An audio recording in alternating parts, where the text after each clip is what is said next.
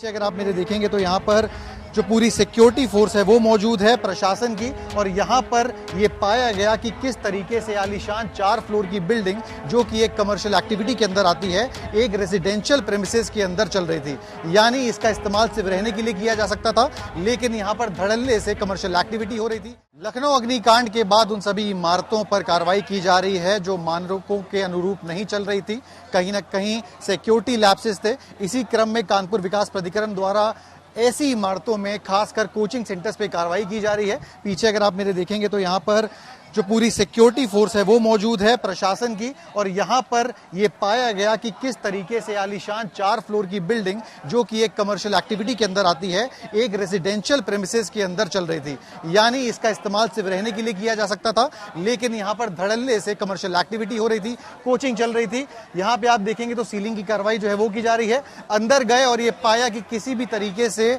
जो फायर के नॉर्म्स हैं वो पूरे नहीं है। कहीं आपको फायर एक्सटिंग्विशर नहीं मिलेगा, फायर सेफ्टी नॉर्म्स नहीं मिलेंगे, और कहीं अगर आग लग जाती है तो किसी भी तरीके से बाहर निकलना वैसे ही मुश्किल हो जाएगा जैसे ही लखनऊ में देखा गया। यहाँ पे आप देखेंगे तो कानपुर विकास प्राधिकरण द्वारा ये सीलिंग की कार्रवाई की जा रही है। बाएं तरफ अगर आप देखेंगे तो किस तरीके से जो स्टूडेंट्स हैं इनको बाहर कर दिया गया है इनकी सेफ्टी के लिए। ये स्टूडेंट्स यहाँ पर पढ़ाई कर रहे थे, प्रशासन ने आते ही सबसे पहले इनको बाहर किया। अंदर सेफ्टी चेक्स जो है रेगुलेशन वो देखिए।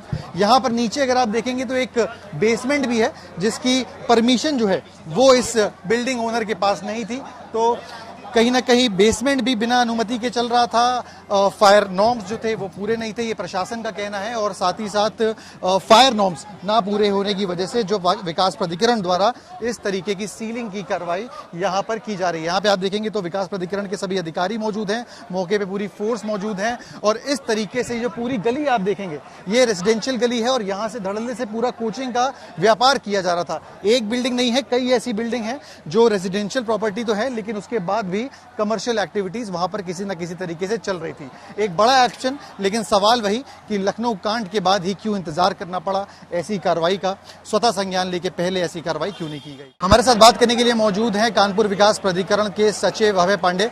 अभय जी, ये पूरी जो ड्राइव आप लोग चला रहे हैं, कार्रवाई कर रहे हैं, इस प्रॉपर्टी में आप लोगों ने एक्शन लिया, सील करी, क्या कमियां पाई? देखिए, इसमें एक तो जो बिल्डिंग सेटबैक नॉर्म्स हैं उसको पूरी कवर करके बिल्डिंग पे निर्माण किया गया है। इसके अतिरिक्त देखें आप एंट्री एग्जिट के जो है 2 एंट्री एग्जिट होने चाहिए, वो नहीं है इसमें। बाकी फायर विभाग को भी हम लोगों ने बुलाया है, फायर विभाग भी अपना सेफ्टी ऑडिट करेगा फायर का जो है।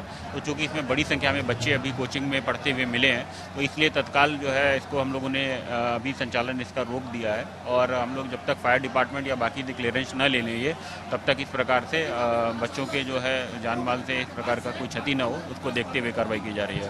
ये जैसा हमने लखनऊ में देखा कि रेजिडेंशियल प्रॉपर्टी थी, कमर्शियल एक्टिविटीज वहाँ पे चल रही थी, क्या यहाँ पर भी उसी तरीके की चीजें देखने को मिली? जी बिल्कुल, ये रेजिडेंशियल क्षेत्र है, और इसमें वर्तमान में जो है कार्रवाई इन लोग कोचिंग इंस्टीट्यूट का संचालन कर रहे हैं, इसीलिए ये कार्रवाई की जा रही है। मैंने देख रहा हूँ कि बेसमेंट भी जो है पीछे कहीं ना कहीं वो भी इलीगैलिटी, उसकी भी आप लोगों ने जांच करी, क्या पाया बेसमेंट यहाँ पे? लोगों ने इस बिल्डिंग का मैप भी मंगवाया है, हम लोग देख रहे हैं मैप। बिल्डिंग में पूरा बेसमेंट बना के इन्होंने पार्किंग बना रखी है, तो उसको भी हम लोग देख रहे हैं, कार्रवाई कर रहे हैं।